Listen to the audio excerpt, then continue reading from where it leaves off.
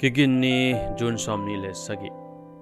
TUNI SIMDING COLOSSAE alian khat aneu somlenga pan somni tum na khempeuh khat bek omma in Amah khinta Amah to kipawl manin na khempeuh Amah mun sansanah hoihtakin omthei COLOSSAE alian khat aneu somle sagi Kician Pen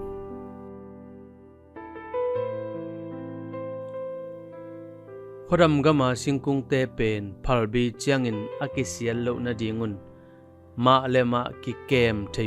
tua pen Hardening chiu hi khauh asakin kipawl chi ding hi Singkung satak malneu te koma tui te panin nung tawh tua tui pen siang ma hi manin thei lo chi hi Khuavak tui khal nuai somli bang kesuk zongin kumsimin phalbi Khuadam lai sung teng tua bangin asi lohna ngun ki khauh sak denu hi anun tak na nak piu khat bekhi tua pen nitang hi to nitang bolpa Khuavak Jesu pen Kician Pen hi khrui pen akimuthei lo pasien lim hi akipiang sakhem peulaka tapa upen hi na khempeuh pasien Amah zangin apiang sakhi Amah to kipawl manin na khempeuh Amah mun sansanah hoihtakin omthei Singkungte kumsimin khauh sak dingin kua-in bagen hiam zingin suakin nitak chiang atumki nitang bol to pamain tuite akai ding khapi chimal neu pen sunga nate pumpibup si sanapuak lung tangle hui adik tuapte bolin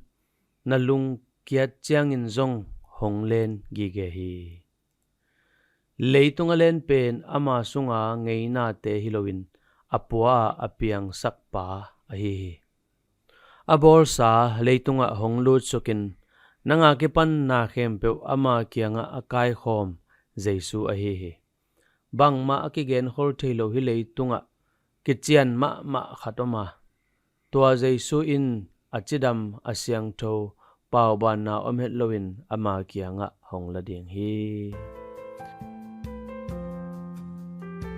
bangin honglau sakhiam leitunga zo Jesu wanglet na in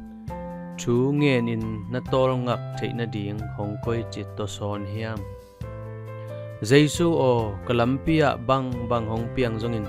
nang kong muang hi Amen.